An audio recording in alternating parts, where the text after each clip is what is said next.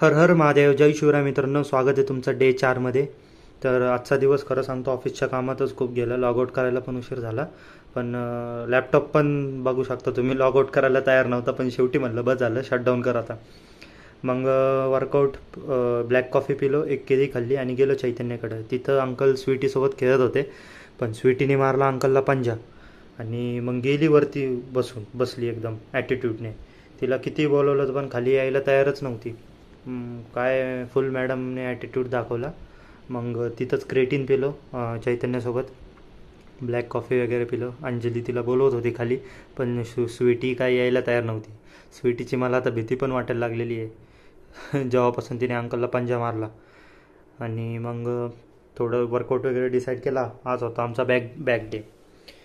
आम्ही निघालो मग जिमला. आज जिममध्ये अनिकेत सरांची सुट्टी होती, त्यांना पण खूप काम लागलं करायचं. मग गेलो जिममध्ये, केला आज पुलअप्सने एकदम दमदार सुरुवात केली. मग फॉर्म बसलो लॅट पुल डाऊनला. लॅट पुल डाऊनचा फॉर्म बघू शकता, माझी फेवरेट एक्सरसाइज आहे. लॅट्स एकदम बाहेर निघून येतात, मस्त एकदम टाईट ठेवायचा प्रयत्न केला. फॉर्म बघू शकतात. All the way up squeeze केलं एकदम मस्त, ब्रिदिंग वगैरे घेऊन. त्यानंतर मग बसलो सीटेड रोजला, फुल स्ट्रेचिंग आणि स्क्वीज केलं. त्याच्यामध्ये बॅक डे असल्यावर मला वेगळ्याच लेवलची एनर्जी असते, कारण बॅक मला वाटतं स्ट्रॉंगेस्ट पॉईंट आहे. असं नाही, माझी बॉडी स्ट्रॉंग आहे, सॉरी. मग सीटेड रोज केलं. फॉर्म चेक करू शकता तुम्ही. Full stretch, full squeeze, lat pull down, मग सीटेड रोज. मग नंतर लोअर रोची पण मशीन होती, मग ती पण मारून घेतली लगेच. त्याचे पण 3 सेट केले, 15 ते 12 रेपिटेशन. ही मशीन पण चांगली आहे, फर्स्ट टाईम ट्राय केली मी या जिममध्ये. मस्त मशीन होती. लोअर लॅट्स एकदम भरून गेले. तो जो व्ही टेपर असतो ना, लोअर लॅट्स ट्रेन करा, तो व्ही टेपर लोअर लॅट्स ट्रेन केल्यानेच येतो. तुम्ही फॉर्म चेक करू शकता. एकदम स्ट्रेच आणि एकदम स्क्वीज. बॅकचा फंडा तोच आहे. जेवढं स्ट्रेच करताना आणि जेवढं होल्डिंगवर फोकस करताल तेवढी तुमची बॅक ग्रो होणार. ही T bar row same mid back train करण्यासाठी. आणि शेवटी मग संपवलं बायसेप कर्ल्सने. हात तर लिटरली आग लागल्यासारखे झाले होते. मग बॅकची कंडिशन चेक करा डे 4ला. अजून तर सुरुवातच केली आहे. आगे देखो होता है क्या, अभी तो मैंने चलना शुरू किया है, रफ्तार पकडणी बाकी आहे. फुल डायलॉगबाजी वगैरे केली, शूट वगैरे केलं. हा लॅट स्प्रेडचा पोज, बॅक डबल बायसेप दिला आणि आलो घरी. वर्कआउट झालं, घरात आलो, फ्रेश झालो, प्रोटीन शेक घेतला.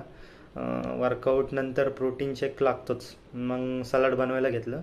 सलाड प्रत्येकाच्या डाएटमध्ये असलंच पाहिजे. सलाडमध्ये भरपूर फायबर असतं, डायजेशन स्मूथ करतं, व्हिटॅमिन मिनरल्स जे शरीराला रोज लागतात ते पण असतं. आणि खरं सांगायचं तर सलाड म्हणजे मेटाबॉलिझम चांगलं ठेवायचं सिक्रेटच असं म्हणू शकता. प्रोटीन पण गरजेचं आहे, मसल फायबर ग्रोथसाठी सगळ्यात महत्त्वाचं आहे. त्यामुळं वर्कआउट करून मसलवर स्ट्रेस येतो, त्या प्रोटीन रिपेअर करायला ते लागतंच. प्रोटीन मिळालं नाही तर रिकव्हरी होणार नाही, रिकव्हरी स्लो होते.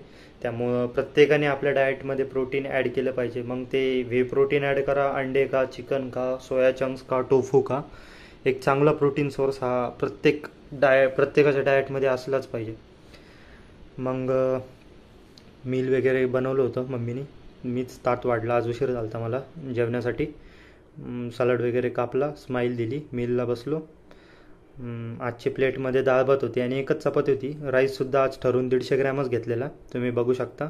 एक चपाती, डाळ, राईस आणि भरपूर सलाड. मग असा झाला आपला डे 4 संपलं. चला तर मग भेटूया पुढच्या व्हिडिओमध्ये डे 5मध्ये. टिल देन हर हर महादेव, जय शिवराय.